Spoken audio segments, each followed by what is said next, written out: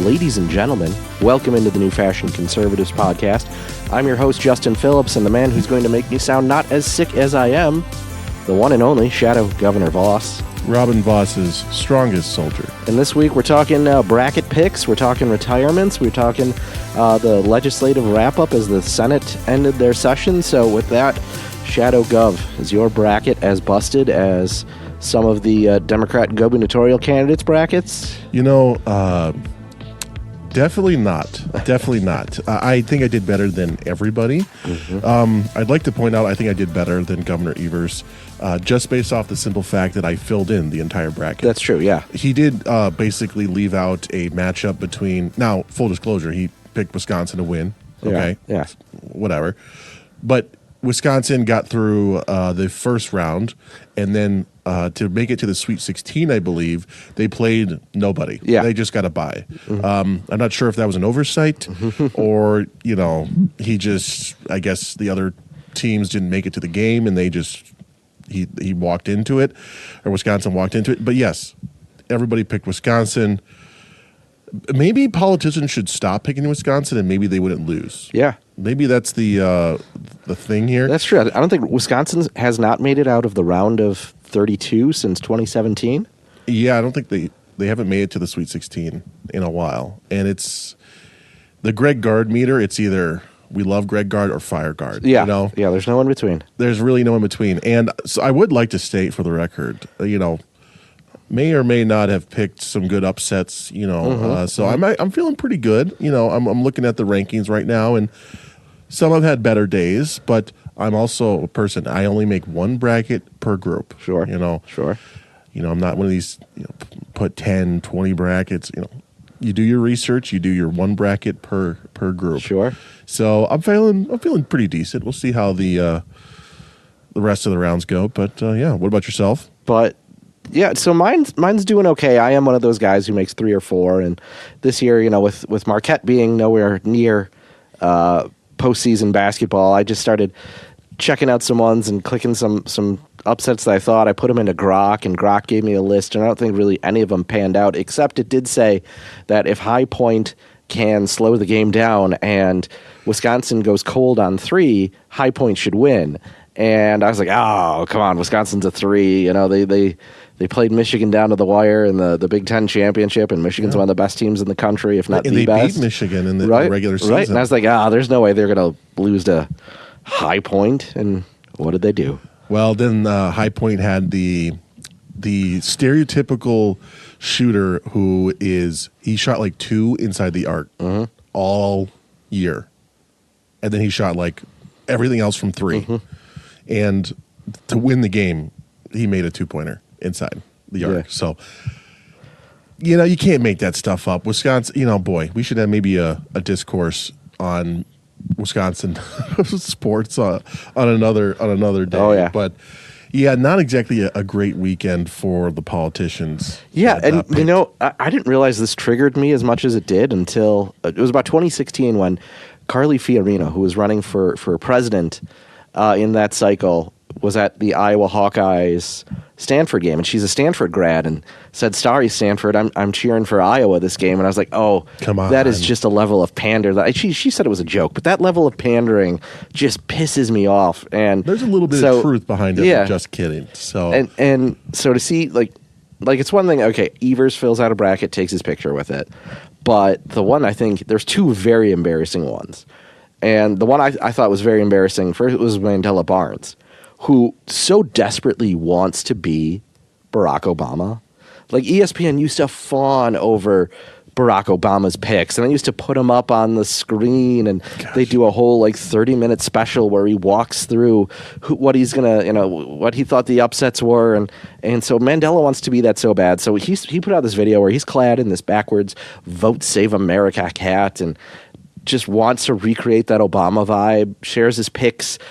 But he was sharing his picks like a man who had heard about the NC2A college basketball tournament for the first time ever. Like, just completely half-assed it. No insight whatsoever. Just, yep, got to go with this team, got to go with that team, and of course this team. Like, just really, really kind of Come on, you're not breaking yeah. down the history of the 7-10 matchup, Right? Yeah, come on, the 8-9. He didn't even do the 7-8. He didn't do.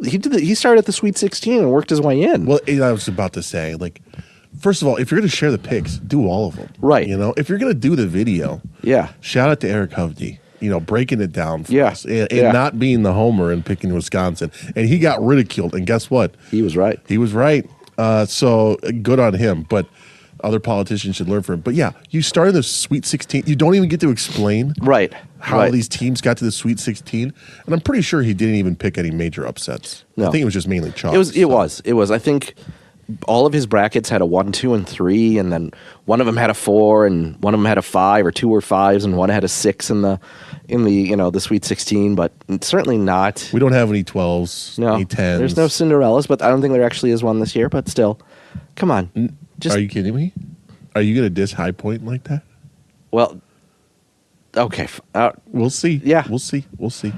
But I mean, to be fair, I had some picks that I had some Cinderellas that I've tried to manufacture. Sure. That didn't come true. They almost did, but there's no almost and wins and losses. So, but more embarrassing than Mandela had to be Milwaukee Mayor Chevy Johnson, who posted his bracket with Wisconsin winning after Wisconsin lost. So you can't look at it though because he deleted it. Right. No, he had to delete the tweet because it was that embarrassing. He posted at 3 in the afternoon. And Go Wisconsin. And it turns out at 2:55, Wisconsin had lost a High Point. Just come on, it's a pandering tweet video. You literally you could put it out during the game. Yeah. Second half, there's 5 minutes left. Schedule that thing. Do it the day before and schedule it. Yeah, come on. Or maybe they just forgot. Yeah. Oh shoot, let's get the Wisconsin video up. Oh, darn. And also you can definitely tell who's definitely not watching the game. Apparently Cavalier Johnson's office wasn't watching the game. Yeah. And oh shoot, Wisconsin lost. Maybe we should have put that out earlier. Yep. So kind of disaster. And not many people probably know about it because they deleted it so quickly. So. Yeah. But the other ones I thought were kind of embarrassing. So Mandela also did a video for the women's bracket, which, I get it. Women's basketball's on an upswing. Caitlin Clark and all. Now I know she's pro now, but there was some time where it was a popular game, and so you want to pander the suburban women, and you think a bracket's going to do it. But what got me about Mandela's bracket is he started from the Sweet 16 where he had Cinderella UW Green Bay in, and Green Bay was going to play UCLA, I think. And he's like, I just can't do it. Got to go UCLA. And I was like, come on, if you're just going to pander. You might as well just go full tilt. Yeah. Well, and to be fair, not that I'm a connoisseur on the history of the women's NCAA tournament brackets, but I feel like it's mostly chalk. There aren't a whole lot of upsets. It's usually the teams with the better players. No, they go to specific schools, and those schools usually dominate. So usually why those schools, they just do better, which is why you get the 1 versus the 2 seed usually in the women's championship. Yeah, no, it is very top heavy.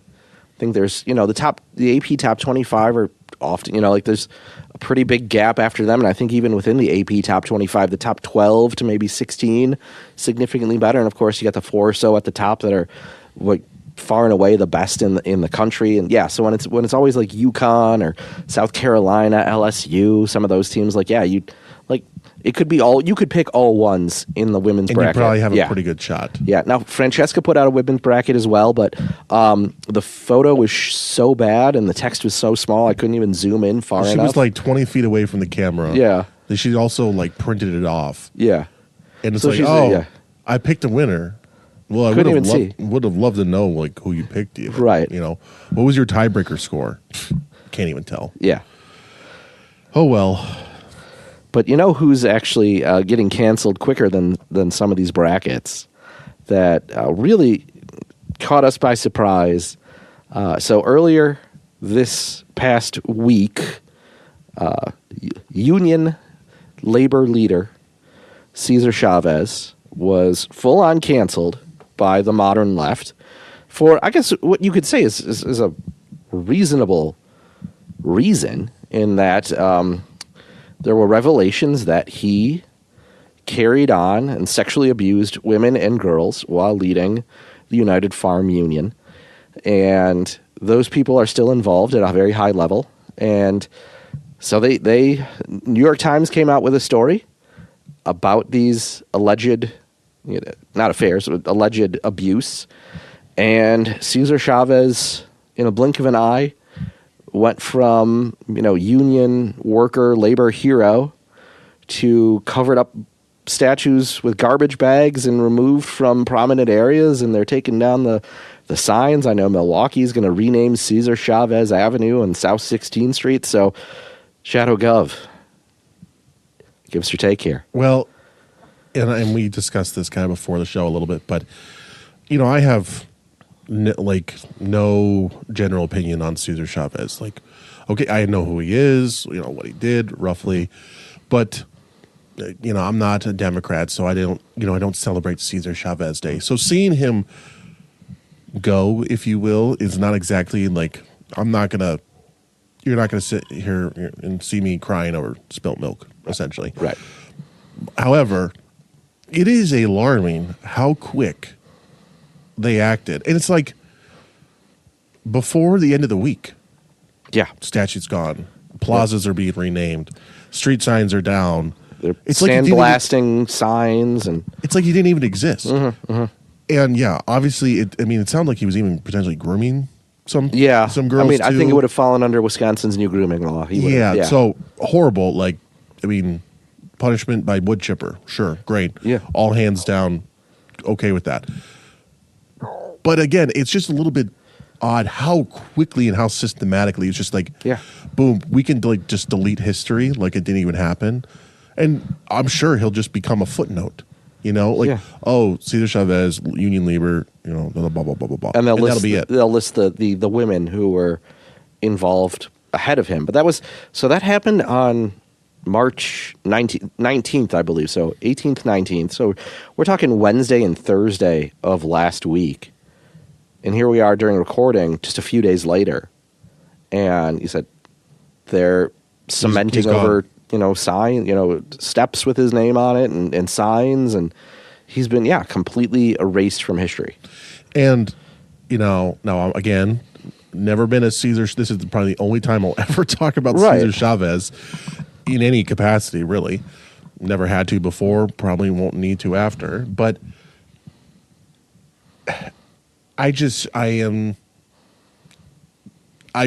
are these allegations I don't think are totally new. No. People have said similar things, and it's why now? Was it just the report was so damning? I think it's because of the not suspect, the victim. Yeah. I should say the victim. One of the victims came forward and gave her testimony, and she was involved with the union as well, prominently, which kind of gave her probably some validity behind her, saying, "Hey, this happened," even during amongst union workers. So I think that gave it just more validity, which is why it so happened so quickly. Yeah. Then, and just to be clear, for those who may not know, these allegations, this abuse happened in the 70s. Chavez has been dead since 93. He's been dead nearly 33 years. Yeah.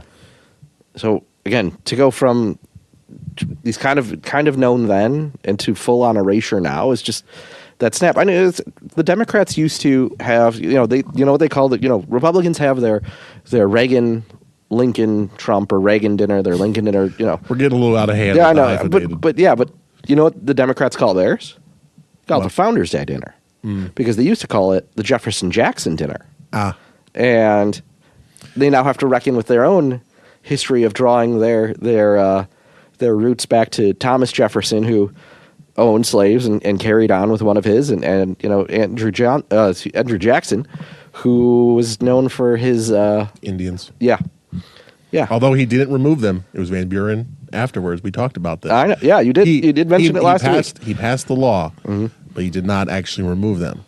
But him fighting against the Indians, Sure. he probably killed some Indians in his day. So that does reckon with him. But so they've of course had to completely They've had to do it with everyone. I mean, They did it with Woodrow Wilson, who was, he still has schools named after him. But he was like... He was really racist. Yeah, he did not like minorities. He resegregated the bureaucracy. Yeah, for being as progressive as he was. Yeah. But then it was like, what? That's like 1920s? Yeah. So, I mean... But even for the 20s, that's like really extra. He was the president of Princeton University. Like, he wasn't like a Southern Democrat who was like, okay, well, they were always racist after, Yeah. No, this guy was like a Northern, and he's like, you know what movie we need to watch? Birth of the Nation. Should be the first movie shown in the White House, and that's all about not the United States as a nation, but the Ku Klux Klan. Well, in kind of pivoting, I know there's all these other groups, and I would just be wary if you're Democrats. There have been other allegations about other leaders that they revere. Reid Hoffman? Yeah. Yikes. Yeah, still not being the allegations on that one. All that money, all that Reid money, Hoffman, they'll spend it gladly. But I was going in a slightly different direction. Sure. Martin Luther King Jr. Sure. Now, obviously, FBI Hoover, the Hoover administration, if you will, they got a lot of flack for, maybe shady tactics and such. But to say that maybe, was it all made up? I don't know. He's pretty well known as a womanizer, as was the president at that time, John F. Kennedy. Yes. Again, still revered by the Democrat Party, both. Of course. But I would just be wary Democrats that the guy, yes, was dead for 30 years. The allegations, I'm not here to say that they're not true. I'm not here to defend him. That's not my point. I'm just saying, erasing history like that, just instantaneously, it might come back to bite you. I mean, if, for example, if something were to come out, or if something were to be validated, that's, there's previous allegations against Martin Luther King. Are we all of a sudden going to take down every? There's a Martin Luther King Drive in every major city in every. There's a statue on the National Mall. Are we going to rename every bridge? Right. Every road? Every school? Overnight? There's no way it would collapse the civil rights history book. There's a long chapter in most social studies high school textbooks about the civil rights movement. Right. Cesar Chavez he's getting clipped out of his section. Are they going to do that to Martin Luther or other people that have allegations like that? I don't know. We're going to go from Rosa Parks to those gals that worked at NASA. Yeah. Although Rosa Parks, her husband did own a vehicle. Anyway, the point being is, it's just, I don't really have any commentary other than it's slightly alarming just to see someone erased immediately like that. Not defending him. Horrible actions, if true, obviously could care less. Won't talk about him probably ever again in any serious sense. But that is my full extent of Cesar Chavez commentary. Sure. But interestingly enough, on the right, we kind of have the opposite thing going on right now in Washington County and Shadow Gov. I want to get your thoughts on this one. So Shadow Gov, in Washington County, there's a proposal out right now that would rename a portion of County Highway K to Charlie Kirk Way. So the Washington County Executive Committee voted to send that proposal to the full board recently, so that be coming up for a board vote next month. There were 100 or so people that came to the committee meeting. Most of them were the people you'd expect to, boomers holding signs that are more just anti-conservative, anti-Trump than necessarily anti-Charlie Kirk. But the three Democrats in Washington County? Yeah, well, they all got together and threw up some signs and started complaining because they're boomers with no grandchildren, so there's nothing better for them to do than... It's even worse if they do have grandchildren. Yeah. You could be having dinner with your grandchildren. Right. And instead, Charlie Kirk. Instead, you went to the Washington County Executive Committee's board to protest a renaming of a portion of a county road. To be fair, I do encourage people to also go to their local meetings, and I think you should, because I think it's interesting. But, interesting discourse on this, on both sides, honestly. I think most people, when they hear, renaming Charlie Kirk, the conservatives must be in favor, the Democrats must be against it. but there's kind of some bipartisan disapproval for it. Like, Sure. are we using public dollars to rename a highway that Yeah. Charlie Kirk was from Arizona? He wasn't from Wisconsin. Did he have an impact on Wisconsin? You know, that kind of thing. So there's a little bit, and I'm not saying that their conservatives are like, oh, we can't do this or whatever, but there's a little discourse and say, do we need to do this? And frankly, I'm on that side. I'm overall, I think I'm kind of agnostic to the renaming things for people. Mm-hmm. It's often a nice gesture, but again, they get canceled out and then you got to rename it all over again. But, even Cesar Chavez didn't exactly have an impact on Milwaukee. Charlie Kirk was a Cubs fan. Mm-hmm. Knock against him, I suppose. But, wasn't really, didn't have that impact directly in Wisconsin. So I could understand being like, should we really do this? Is it really? Now, the funds are being donated. Like the signage for all that is going to be donated. Which is important because yeah. I don't think some people have said, oh, well, are they going to use my tax dollars to put this fascist name on a highway? Sure. But so it won't be public dollars. Mm-hmm. Good on Washington County, Yeah, Washington County. Yeah, Josh Shulman wouldn't do it, I don't think, if it wasn't. I think that's the only politically way you can do it without having pushback from other conservatives. I think some other conservatives would just say, why are we doing this? Which I think that's fair. But I'm kind of the opposite opinion. Originally, my gut reaction when I saw, I'm like, okay, I get it. I appreciate it. Do we actually need it? But then I watched the videos of some of it, not all of it, of some of the liberals. And I'm like, these people hate Charlie Kirk. They think he's a fascist. They think he's this evil person. I'm like, yeah, build it. Okay. Do it. So there's this kind of, the left likes to talk about how they don't, we can just change flags. We can change statutes. We can rename stuff for, the modern world and everything. But like, when you think about it, at the core, like if you own language, you own history, and you own everything from that. And I know this is going to get like probably a little bit, I'm going to probably get a little big for my britches here, a little in over my head. But there is something to be said about kind of like planting a flag a little bit.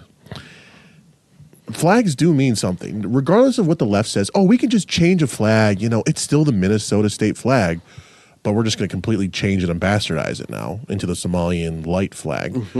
But there's something to be said about like conquering something with, like a flag or a statue or something. And did Charlie Kirk necessarily have a direct impact on the state of Wisconsin as a state? Maybe not directly, but there are a lot of people in Wisconsin that revere Charlie Kirk. Yep. He was, he was a national figure. His organization is doing great work. And maybe, because his life was cut so short, he didn't necessarily have he was already a titan in the conservative. I think you can make an argument that after Donald Trump, top 5 people in the conservative movement. Yeah. Top 3 for sure. Yeah, and I know I'm being generous there. Yeah. I would say maybe even top 2. Yeah. Just because you have Donald Trump, and then there's a lot of other people that are influential, but then people like as influential at such a young age, it's 101. Yes, exactly. So I think that he had a lot of potential outside his influence to be even bigger than he was if he lived to be 60, 70, 80 years old. So I say screw it. I say build it, rename it, because why not? Why not plant a little bit of a flag? We were just talking about, now could you argue that Martin Luther King had a bigger impact across the country as far as the civil rights movement? Yes, I think you could say that, mainly because we also have 70 plus years of history of, we have laws based off of the civil rights movement. Right. We have policy that is dictated how we live and how we act for years and years and years. Charlie Kirk just died 6 months ago. And his impact has already been felt. His absence has been felt even greater in many respects.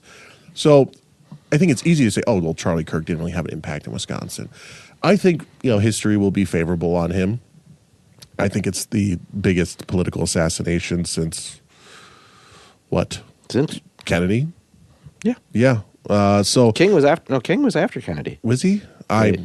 that part of history is foggy. So, regardless, though, my point being is, I think he will have an outsized impact after his death. After, I think as history grows, the legacy will continue to grow. And I maybe that's me hoping a little bit. And sure, you can also couch that as well. But I feel very strongly that we can't allow the libs just to. I mean, are we not allowed to have leaders as well? Sure. Are we not allowed to have? I mean, Donald Trump is getting up there in years. He's not going to be around forever. I'm sure we're going to have a couple Donald J. Trump highways. Oh, I'm ready to Donald J. Trump way. I'm ready to have the Donald J. Trump School of Politics and Foreign Policy. None of that is enough. I am ready to put him on Mount Rushmore. Sure. Let's make him the fifth face. I like it. I like the where you're going. Although I kind of like keeping what we have there, kind of cemented in history, but then make something completely new. I'm sure. Why not? But yeah, things that I will outlast you, and people, you go to Mount Rushmore and you look at it, it's like, oh, it's cool. But there's something more to it than just it's a nice vacation spot. And no matter what the left says to try to, I mean, there's a reason why they the Antifa rioters that took down the statutes, they probably didn't understand what they were doing. But no, because one of them they did in Milwaukee or in Madison was Hans Christian Heg, who was a Union Civil War guy. Yeah. But they'll come for everybody. It doesn't matter who you are. They mainly just hate America, and they want to rewrite the history in their way. So I am firmly in the camp of, yes, build it, because we have to plant some flags. The right is the general reaction to, oh, well, we shouldn't do this because, well, he didn't have a direct. The left doesn't need a reason to put up a statue of some godforsaken person. I'm not saying anyone in particular, but they would put up a statue of, oh, what is it that the statue in New York? It's literally just some random. Well, don't they have a George Floyd statue in? Yes, yeah. In Minneapolis. They'll give anyone statues, and regardless of what you say, we point out and say, oh, that's dumb. Well, to them, it's like an idol. It's like they worship it in many respects. And I think we should be building culture, which means physical things as well. Okay. So that was a longer. Clearly got you triggered. Well, I'm just more in the. It's a long game thing. Yeah, it's a long game. Fair enough. Kids, you might have swayed me a little. Maybe kids in 10 years, they're like, oh, Charlie Kirk. Wait, well, who's Charlie Kirk? Oh, got to look at it. Yeah. Okay. All right. I mean, we got enough Martin Luther King Jr. Roads. Why not? We can't have one. We can't have one Charlie Kirk way. Come on. All right, that's all I have. So we do have to talk a little bit about the state legislature, what's going on there.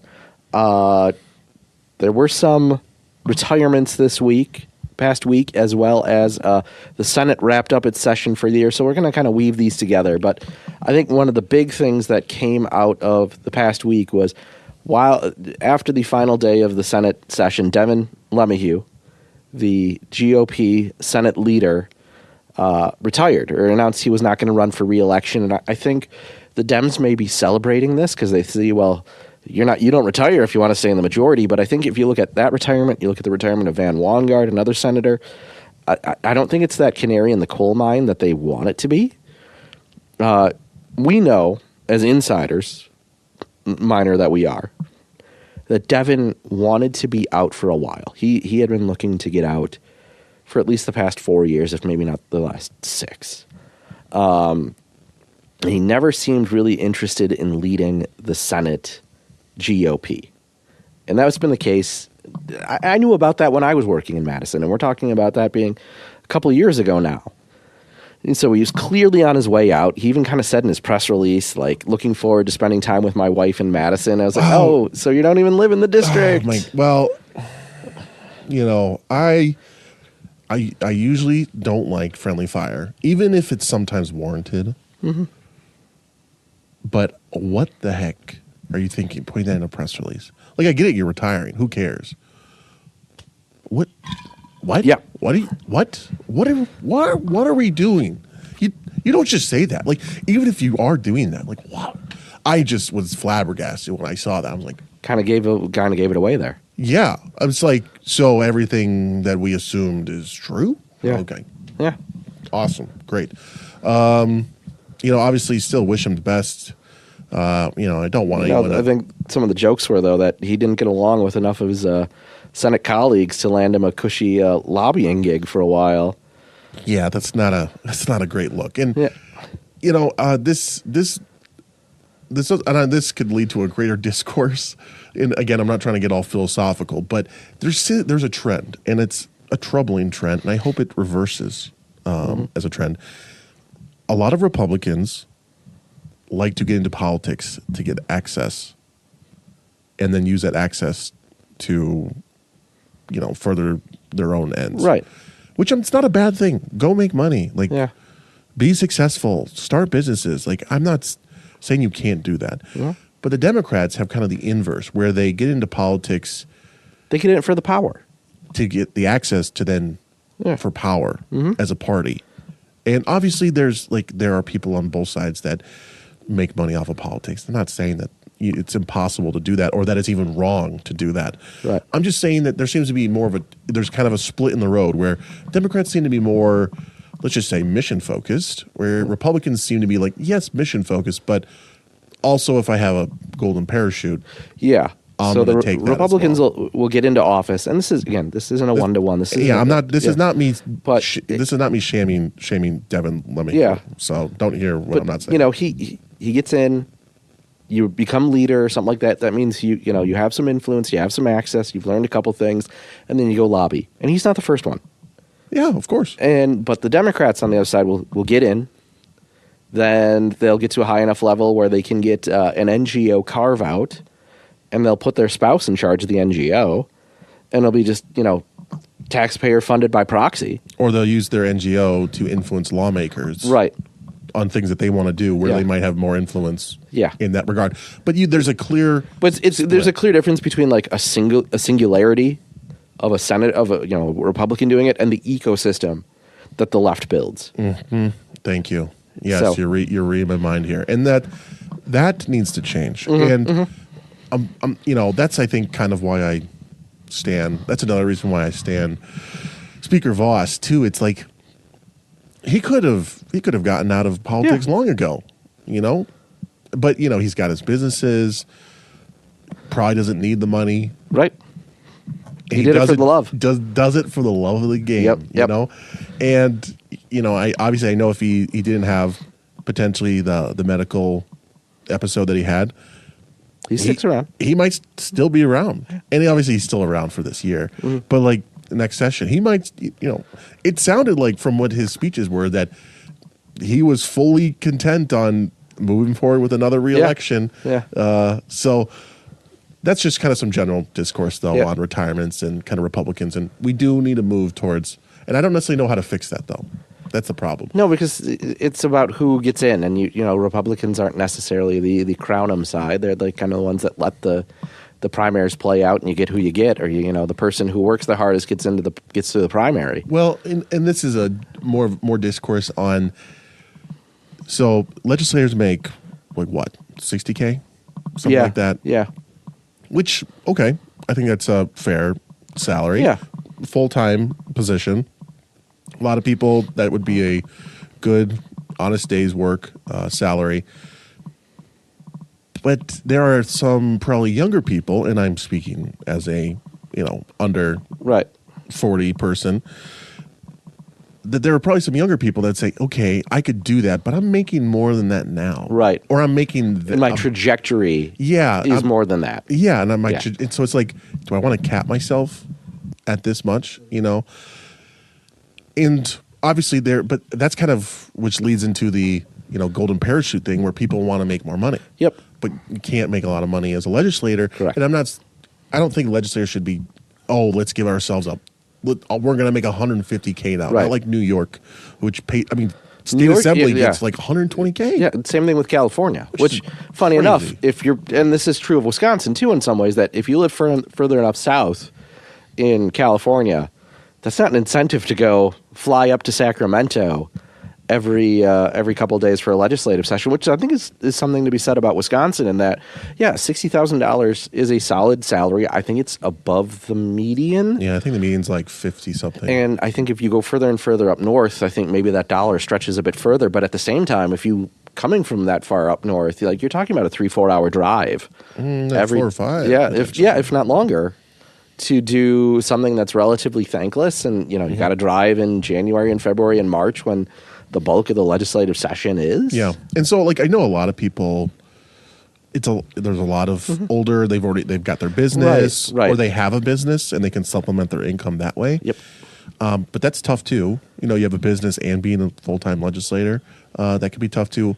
Or, obviously there's the obvious retirement. There are a lot of people, if they're retired, then, well, they have a lot of extra time. Right. It's they see it as a bookend of their career. Maybe, my old boss, Ken Skoronski, when he was in the state legislature before that, he was a Franklin city councilman and did that for a number of years. And again, it was like I did this type of service. I can, take a step up on that and bookends my career nicely. And you're right. I think there's a gap in who becomes legislators in Wisconsin, especially, again, on the right, because I think if you're maybe over 30, 35, you probably don't consider running again for another almost 20 years. When you're 55, 60, there's not a lot of those how do we need to old bridge that elder millennials, unless they got in when they were younger. Yeah. But I don't think there's many, if any, elder millennials in the assembly. Maybe a couple, but certainly if they're not running now, in that they're not going to be freshmen at that age. They're 5. They've been serving for 5 to 10 years. So, and I know we have expanded the conversation from the one. Yeah.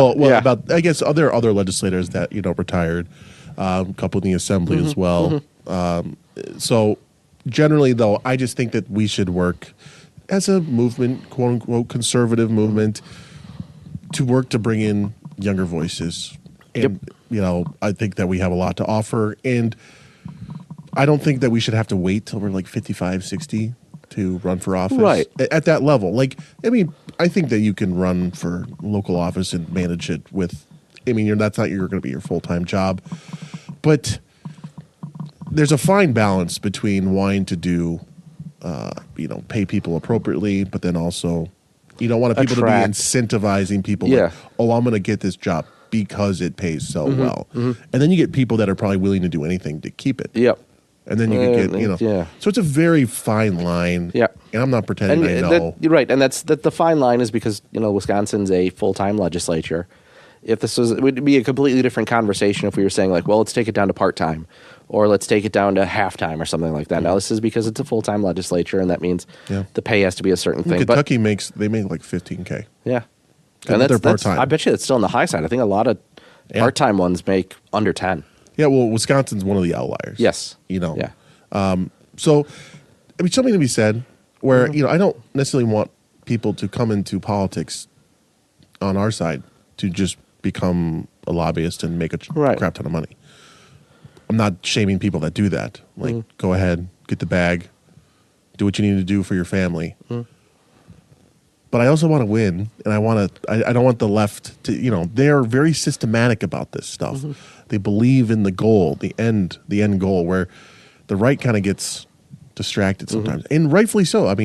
Someone puts a huge bag in front of me, I'd look at it once, twice, and probably 3 times. So I'm putting myself in this conversation as well. But just something to think about, going forward. Yeah, so to put a bow on this one, I know a former state legislator by the name of Amy Binsfield is declaring for that seat, so she's the first. Yeah, I don't know if she'll be the only, but it sets itself up really nicely. Yeah, good for her. You have someone who has that campaign experience and knows how to win, and she doesn't have to run in a 50-50 seat. Right. So the other retirement from the state Senate was Van Wangard. He represented the 21st Senate District, which is the Racine area. It, for a while, was just Racine County, and then it was Racine-Kenosha County. Now it's Racine and southwestern Milwaukee County. So it's been redrawn a couple times. So he said he wouldn't seek a re-election to his 5th term. I was lucky enough to work for Van in 2012. on his recall race, and talk about a genuinely nice person that cares about you. And I'm not the only one that can say this, but if Van was to see me, he'd say, "That's my son." And he really, just took a level. It was more than just a, you're my boss, you're the guy who I want to get elected. It was definitely more of a friend, mentor, parental vibe that he got. And, he wanted to make you family. But that's the reason he seemed to step aside. He himself would turn 78 by the end of another term. But more importantly, he did have some family challenges. So hearts go out to him that, he lost 3 siblings this year. He has a brother who had a heart attack, not this year, this term, had a brother who had a heart attack and dementia. His daughter has stage 4 cancer. So just really tough time. And I totally understand why, your heart can't be in running for re-election again when you're dealing with all of that at home. So I hope for Van, I wish him the best, wish his family the best. But I know we say that, and the Senate Democrats said the same thing to Van, and they applauded him when he was on the floor making his final speech. But the official Wisconsin Senate Democrat campaign account had some other thoughts. So they posted a celebratory graphic of Van Wangard's picture with the LinkedIn hashtag open to work, and said another one bites the dust. So, kind of weird dynamics because he got a standing ovation in the Senate chambers. Like, kind of a nice moment, when you read the press release, like, clearly the man has got a lot on his plate right now. And no one, not a single person, is going to blame him for hanging it up after a long, career, did a lot of good stuff. Certainly, probably in his best interest to spend more time with his family. Good for him. And then the Senate Democrats come in, another one bites the dust. Right. And, trust me, I understand the LinkedIn meme, open to work, when someone like, a coach gets fired or something, oh, they're open to work or whatever. Trust me, I get the meme. But, is it in good taste? Is it in good taste? I mean, the man clearly has a lot going on, and his Senate colleagues seem to have respected that enough. Right. Maybe just a little bit of grace goes a long way. You could say something as similar like, oh, another retirement, Republicans know they're in free fall. Right. And that would be completely fair game. Yep. But no problem. To take that direct of a cruel shot, and we weren't the only ones that noticed this. This was picked up just about everywhere.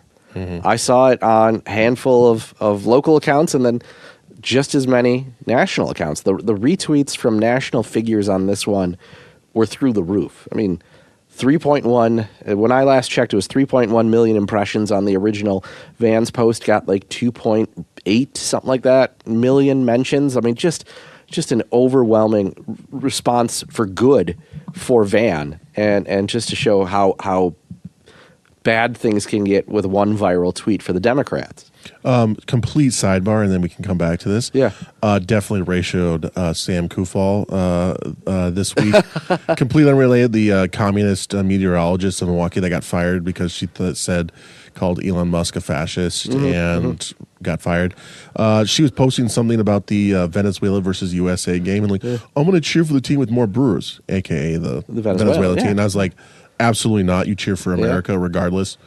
Got her ratioed. Didn't have 3.1 million impressions like Van's tweet, but complete sidebar. Going back. No, you want to talk about taking advantage of this, though. Yeah. Talk about taking advantage of an opportunity to ratio someone. The thing that really stood out to me, and tell me if I'm wrong on this. Okay. Tweet has millions of impressions. A community note. The original one got a community note. And where's the state GOP? Where's Brian Schimming on this? He's not tweeting about Van. He's not throwing a link under it saying, hey, if you want to stick it to the Senate Democrats for this tweet, here's the WinRed account, here's the SIRS account, here's the state GOP account. No capitalization. Just a ball dropped by the state GOP again. Am I really going to have another side? Completely derail this conversation with this. This is a conversation that I've been kind of avoiding for a while. I like Brian Schimming on a personal note. Yeah. I do. I do too. You know, convention, he got elected as the guy that we could all rally behind. Mm-hmm. You know, we made a pay incentive structure, which was the first time that we've done that. You know, before then we've talked about how it's just volunteer, essentially. Mm-hmm. But this is like low-bearing fruit. This requires someone to be online as much as we are. Okay, so I know Brian Schimming is online, but this is not. This should be just easy pickup. Like, just throw a tweet under. Like, hey, you want us to defeat the Senate Democrats? You know, for this vile tweet, donate to us. And I'm glad you mentioned that because I didn't even think about that at first, mainly because my brain's, you know, usually going to so many different things that I'm not. But if that's your job, like, really should be thinking about that stuff a little bit more. And this is more of like a general conversation than on what do you do about RPW. Devin Remiker posted, you know, the fundraising numbers, the pre-numbers before the April election here. Right. It's like 10 to 1. A lot of Reid Hoffman money. That's all I'll say. Just a lot of Reid Hoffman money. And not great. Not great at all. And I understand, you know, a lot of people want to throw Brian Schimming under the bus as, oh, he's not doing anything or he's not doing enough. I do think he's doing stuff. But there's a disconnect because people, you know, he's got a tough job to begin with where people don't really want to donate right now. They're tapped out, I think. After 24, I think a lot of people are just tapped out. And I think there's a general sentiment that, you know, RPW isn't the organization it was. Do I want to throw money at that instead of maybe going directly to the candidates and stuff like that? How do you fix that? How do you fix that? It's like, what comes first, the chicken or the egg? You have to win. Yeah. For people to trust you. But then if you don't have wins, if you don't have money, you don't have money, you don't have wins. Yep. If you don't have wins, you don't have money. If you don't have money, you have wins. Yep. So what do you have? You have to have someone that is inspirational, that donors believe in, to then garner the money to then win. That was that moment, right there. Well, I'm not saying that was just that. I'm just talking more generally that I just don't know if that's there, and maybe we need, you know, to change how we do things at RPW. Right. So, want to really throw one out here, you know, for running to replace or to succeed Van. I heard a name. I don't know if you know this name. Yeah, I don't know if you know who I'm going to tell you it is. Okay. You can't. I don't think you can guess it. Well, we've talked about the Robin Voss, but that's a different Senate district. Yeah. Okay. Well, let's see. I don't know. So I'm not the first one to throw this out. Okay. Let me be clear. You're hyping this up. Friend of the program, friend of ours, Wiz Politico has said this. Matt Henkel at AFP has said this. Will Martin. Will Martin. Will Martin for state has Senate. has been encouraged by some folks or people who said, oh, that's a good idea.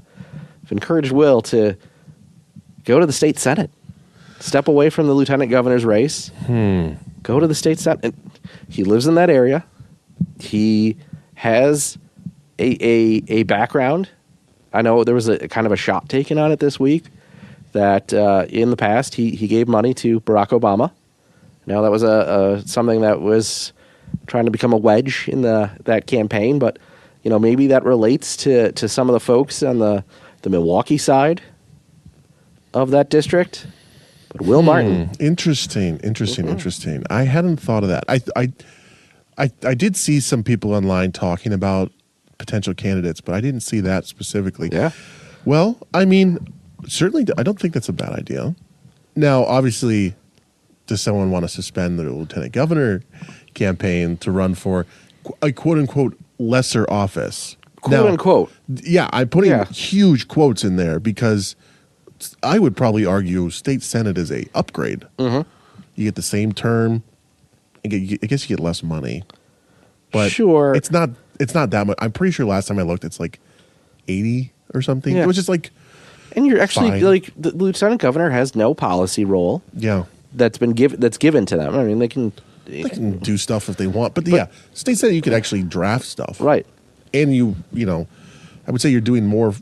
Obviously, lieutenant governor, their main job as a candidate is to basically just be a surrogate for the governor. So you get to spend 4 years traveling the state of Wisconsin, which is great. That's fun, but that's a lot of work that maybe you don't want to do when you know that you could be authoring legislation and passing bills. And Will Martin's kind of a policy wonk to begin with, so he definitely knows the details. I mean, obviously worked in the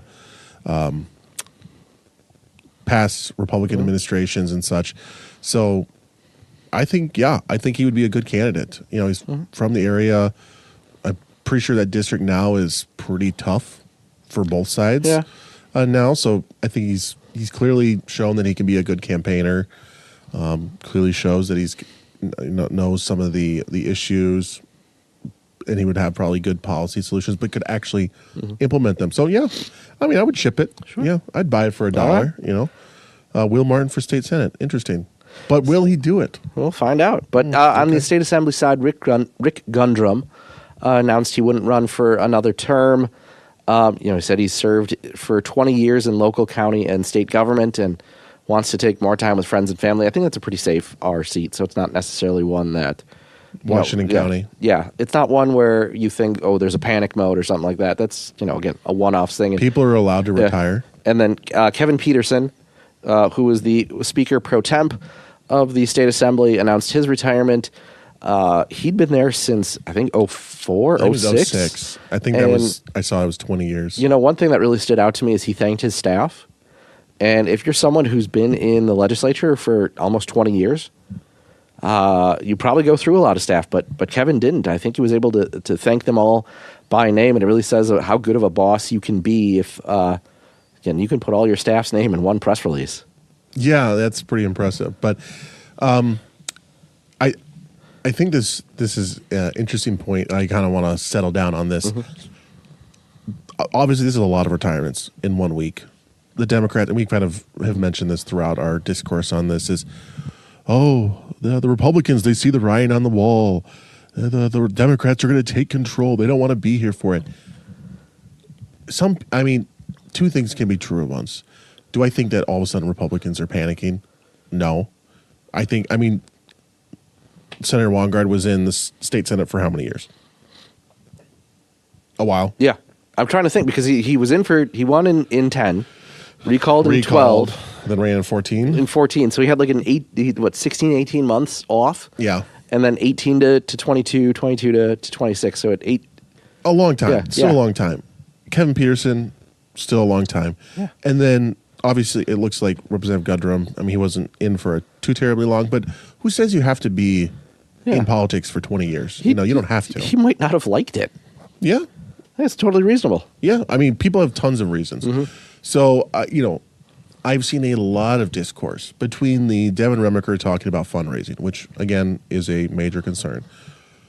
Talking about the Supreme Court race, again, some concern, as well as these retirements and, potentially a tough fight in both the Assembly and the Senate. We're going to have a new governor, regardless of who it is. We're going to get someone new. There is a lot of, Speaker Voss is retiring. Devin Lemahue is retiring. The only fact is that there's going to be a lot of change. It is going to be a new era of politics, regardless of who it is. That is a fact. However, the Democrats I think they're counting their chickens before they hatch. Yep, 100%. Which they did this last time, too. We got new maps. We're going to do it. They still have to, put pen to paper. They still have to play the games. Candidate recruitment matters. If you get some great candidates in these seats, Republicans can hold them. Yeah. Exactly. Dems get some bad candidates. They get some duds, some people that are, again, maybe they pick someone out of a primary that's far too progressive for the appetite of the electorate. Maybe you get someone that's just got a whole lot of baggage in their closet. And this isn't even to go into the whole narrative of what is 2026 going to even look like. We thought, we had Joe Biden. It was $6 gas. There are very few times, I think I've managed to live comfortably enough. I'm not like, scrounging together, food or something, but I'm not living in lap of luxury. But I remember 2022 gas prices. I remember like, oh crap, my budget is shot. Like Yep. I remember, filling up $60, $70 for one tank and, doing that multiple times. And it's just like, my budget was completely shot. And I was remembering like, okay, I'm really like, this is rough. That's one of the few times where I felt like, oh, the world around me is impacting how I'm living. I'm not saying that I don't change behavior because of other, cost increases or whatnot, and yet we kind of had this kind of red mirage, like it wasn't quite the red tsunami that we thought it was going to be. Still won the House, but so I would just be careful, Democrats. Yeah. We don't know what the 2026 moment. They have a lot of momentum. Obviously, they think they got Trump on the reins here, but there's a lot of kind of mixed signals that say, okay, Trump's, unpopular, the ICE stuff isn't going well, they're war in Iran. We said all that stuff about Joe Biden. He's got dementia, $5 gas prices, he doesn't know where he's at, blah, blah, blah, blah, blah. And he did historically well. So I just think We can go even further lot. back. I mean, in 2012, Barack Obama should not have been reelected. Again, when you talk about the direction of things and costs and all, he was a very weak candidate for reelection. People tend to forget that. Yeah. 2010, you think got slaughtered. Yeah. Well, you think 2010 is this Republican wave year, and it was. Monumental wins across the board, but blew a couple of winnable seats because we picked someone who was far too crackpot right for the electorate.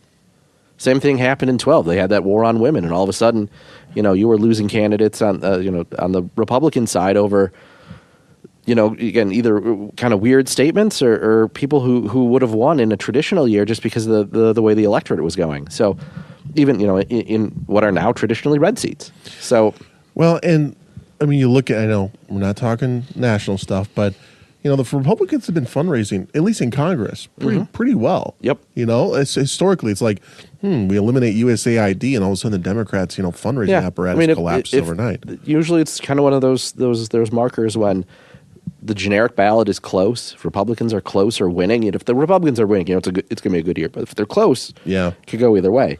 When the donations are 50-50, when Republicans are catching up, like you said, means it could be a good year. So I mean, I just know that every Democrat is thinking, oh, Trump midterm, Democrat trifecta, a Democrat Supreme Court. I mean, trust me, if they get a Democrat trifecta and a Supreme Court carte blanche, let's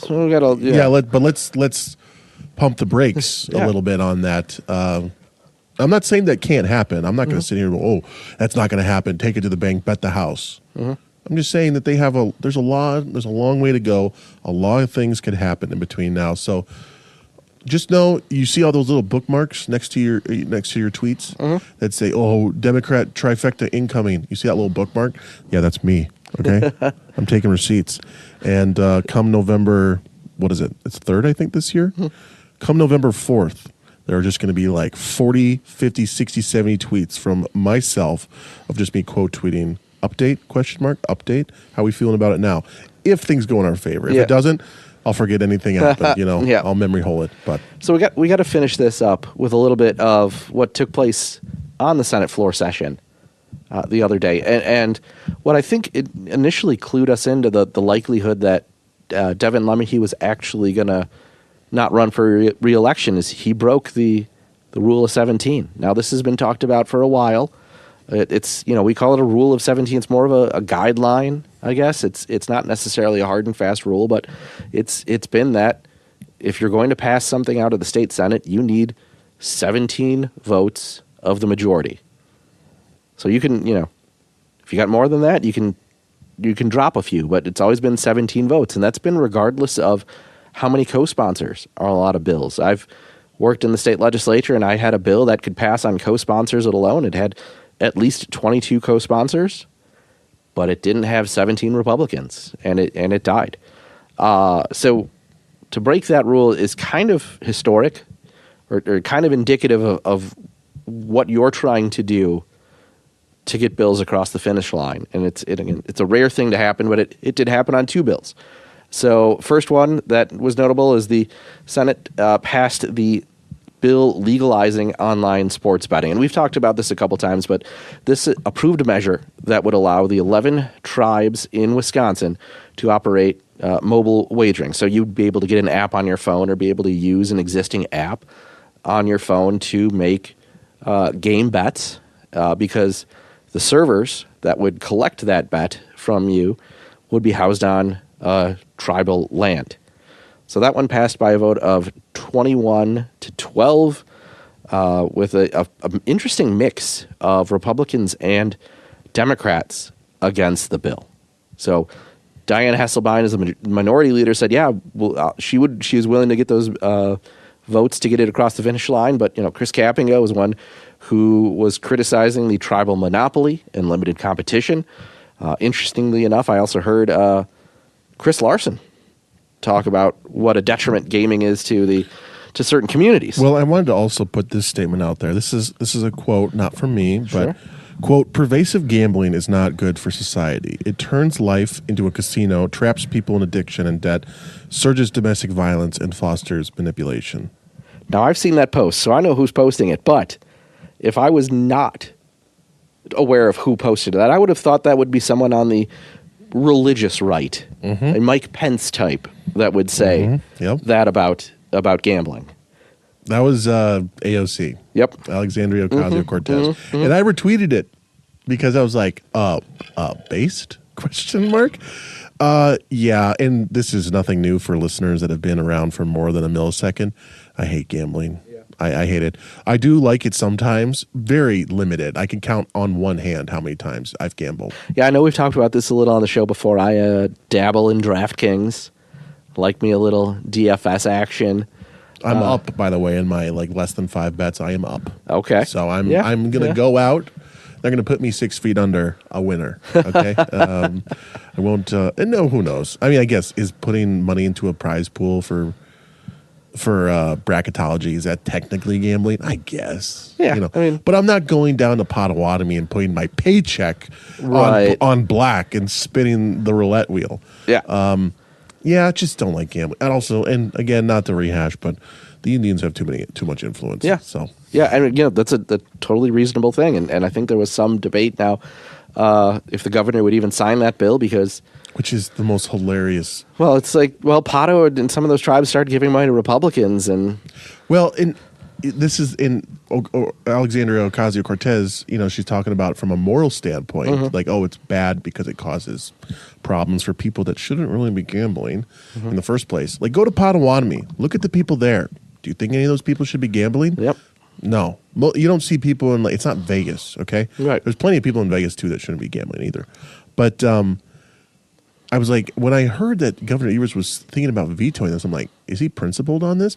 No, not at all. He just thinks it doesn't give enough power to the Indians, as well as not all the Indians being on board with it. That's true too. That's true too. God, imagine being that much of a shill for the tribes. That's like, one tribe has issues with this. I guess I'm gonna have to, kill everything. Which, part of me is kind of like. I want him to veto it now. I don't know. I'm so it's pessimistic on all of it. But it's an interesting. Right. It's not traditional partisanship for either the donors, the tribes that donate, and the way Republicans and Democrats fell on this one. If Evers vetoes this, it might be my favorite veto that he's ever done. Well, not that I have favorite ones because most of the time I hate it. But. Right. So the other bill passed on the legislative session gave $15 million in NIL money to 3 state schools. So $14.6 million in state funding would go to the University of Wisconsin for the athletics department, freeing up an equivalent in athletic revenues to support name, image, and likeness, or the NIL compensation for students, while UW Milwaukee and UW Green Bay got, I think, $200,000 each for NIL, which, actually Doug Gottlieb's doing great up in Green Bay, and we just talked about UW Green Bay women on the tournament team. But that aside, I know we kind of fell on different sides of this one. I'm against taxpayers paying I'm for against NIL. it too. Like that's the thing. I am against it too. But part of me is just, again, if you want to win, you got to do like. Yeah. This is me saying that the only way UW, like, you want to talk about an apocalyptic scenario for like UW schools? We're seeing the whole population decline in Wisconsin. We're seeing the student drop off in our public schools. It's going to hit the UW. The UW is surviving mainly because Madison, and it brings in a lot of people from other states, international community too, which helps as well. And the football is, I mean, even Wisconsin's not even great, but when they're pretty good or not like downright atrocious, it makes a crap ton of money. You know, Camp Randall gets packed for a 6-6 Wisconsin team but we're facing Minnesota at the end of the year. You know, you can still sell out for that. Yeah. 3-9, you know, like doing really badly. Yeah, not so much. So football is a huge part of the UW. So if you want them to be successful,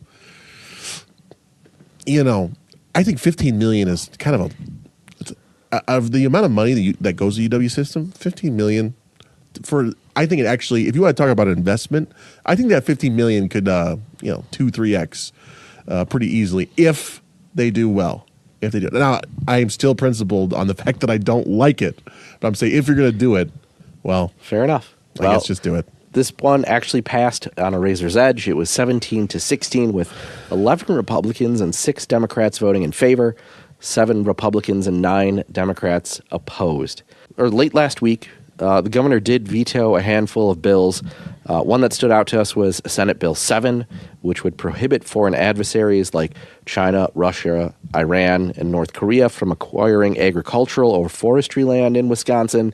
So that one should have felt like it actually was a no-brainer. We've talked about it before during our show. And well, I guess he wants, Iranian assets, next to the governor mansion or something. So well, I think this came out of a handful of states. I think Texas, one that really stands out, that it's not just buying a farm. It's not just buying a forest or some acreage of a forest that Chinese would want to do. And I know, there are Chinese companies that do business in Wisconsin. I know there's certainly a big one in the paper industry. But these, enemy or adversarial countries were buying land near high tech or military operations that they could, or steal and spying on the country. So I understand why that one should have been passed. Mm-hmm. It seemed like a pretty easy one. Obviously, certainly don't know his reasoning, I should say, from his video says, oh, well, companies sometimes have complex structures and don't want to threaten that. It's like, oh, you mean the Chinese shell corporations that probably buy up land? Like literally exactly what we're talking about? Exactly, yeah. Yeah, we're trying to prevent that. So that seemed like a no-brainer. Should have probably had that one signed into law. Right. But Tom Tiffany, Johnny on the spot, said, if I'm governor, I'll sign it right away. No problem. So not that we need another reason to not have a Democrat as governor, but would love to see that one law. Right. So another one that was vetoed was going to establish some out-of-state health care providers with telehealth services in Wisconsin. Bill would have addressed shortages in rural and underserved areas and possibly even created more access to health care, which is something the Democrats always seem to want to run on. So yeah, unless the hospital association or perhaps, I don't know, the doctors, I don't know what they're called, the doctors association or something, probably got in his ear and said, a little bit of extra competition. We don't want that. Right. Not saying that I love the idea of telehealth. Like the idea of talking to somebody on a screen doesn't feel like I'm really getting my money's worth. However, if I think that it can be applied in certain scenarios. Absolutely. Probably appropriately. I mean, you see them advertised all the time right now. You can get the GLP-1s and the testosterone or the hormone, whatever. You can get a lot of things treated via telehealth, which, again, creates more access, reduces costs, should be something the Democrats would want to run on, and instead Evers vetoes it. Yeah, but I'm pretty sure, like, without even looking at the veto message, I can sure he's like, well, oh, we don't know because of, these might be unlicensed providers and we don't know who's, giving advice and we don't want to hurt people unintentionally, blah, blah, blah, blah, blah. AKA the Hospitals Association, or more likely the doctors got in his ear and said, no, veto this. So that was pretty simple. I mean, yeah, I probably should be state law, but I guess for another day. And there was a third bill that I want to bring up quickly that the governor chose to veto this one, but I believe he did veto the red tape review, which is something we've talked a little bit about the show. AFP has been a strong proponent of this. Wisconsin is a highly regulated state, hundreds of thousands of pages of regulations, and this was something that would have modernized Wisconsin's regulatory system, and requiring regular review of outdated rules creates more transparency, makes agencies more accountable. So instead, the governor said, no, we're going to make government less transparent and make things more difficult. Well, and this is just a simple, Republican, usually less regulation, Democrat, more regulation because it protects people sometimes. So this is just, this is kind of an unfortunate one. We kind of saw, this one was probably destined for a veto regardless. So sad to see it go, but again, another reason to vote for Tom Tiffany. Wisconsin is, like one of the most regulated states in the country. Just because we can do something doesn't mean we have to do it. So cutting some of that back would be probably good, especially there's a lot of industries that probably suffer from just constraining red tape regulations. So probably just cleaning things up a little bit. Nothing wrong with that. So shame on you, Governor Evers, for that, but not surprised. And with that, folks, we're going to wrap things up here. You know what to do at this point. Make sure to follow us on our socials at New Fashion Pod. Make sure to like, share, subscribe, hit the like button. Drop us that 5-star review where available. If you're on Spotify or Apple Podcasts, those are the places where that matters to us. And we hope you have a good Monday.